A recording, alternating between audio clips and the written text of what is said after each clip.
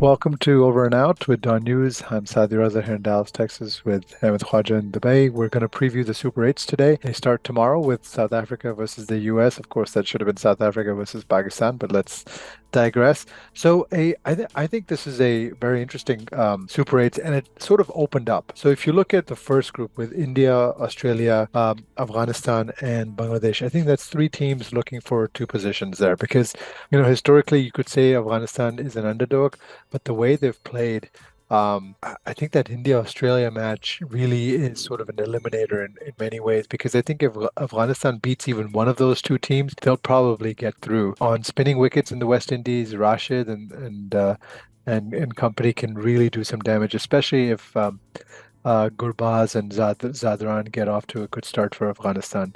Australia is coming into the Super 8s in fantastic form, and India was a little scratchy in the group stages. They won all their games, but we know what happened in Pakistan, 119 all out against the US. They not struggled, but they huffed and puffed a little bit. Could make for a very interesting group. Your thoughts? Well, Afghanistan just got a very rude wake-up call yesterday Yep. after they got absolutely smashed by the Windies as well. So maybe chasing Afghanistan are also a little bit vulnerable. The two victories that they did get over New Zealand, and of course in their opening match, it was batting first when Rahmanullah Gurbaz dominated. So maybe when it's the pressure of the chase, even Afghanistan could be a bit vulnerable. And for USA, like you mentioned, there's nothing to lose.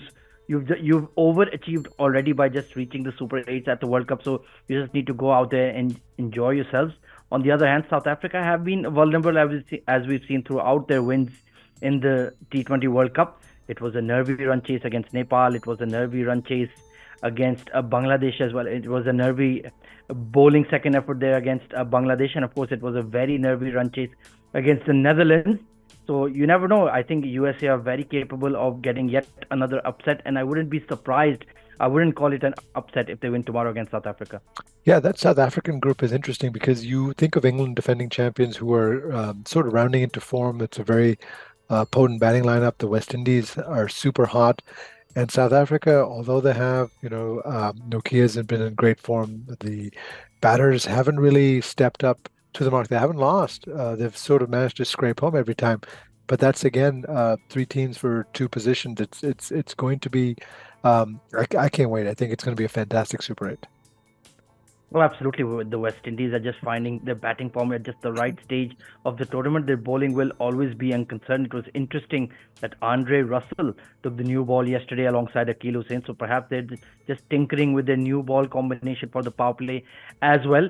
And on the other hand, you have England, like you mentioned, finding the form just at the right moment. I think England are pretty much a shoo-in. I don't expect them to miss out from the Super 8s to the semi-finals. But the other spot in that group is That's truly right. up for grabs there.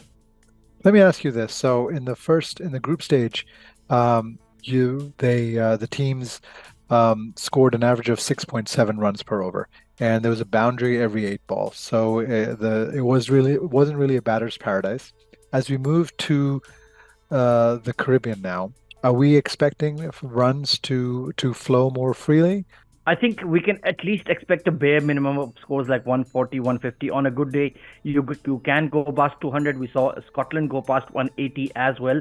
So I think certainly the pitches are a lot better than we saw in the US. But I still wouldn't. I would expect like a score of 160, 165 should be a very, very competitive total here for any side chasing. And the spinners to dominate more? Certainly, the spinners will have a major role to play, no doubt, especially in the night games. That could make it a very big difference as well. So let's see. It's been a pretty balanced World Cup in terms of the bowling and the spin, the fast bowling and the spinners dominating. I think now in this half of the competition, like you mentioned, spin might start taking over as well. Perfect. It all starts tomorrow with South Africa, USA, and England versus the West Indies. Look forward to it. Thank you. Bye bye.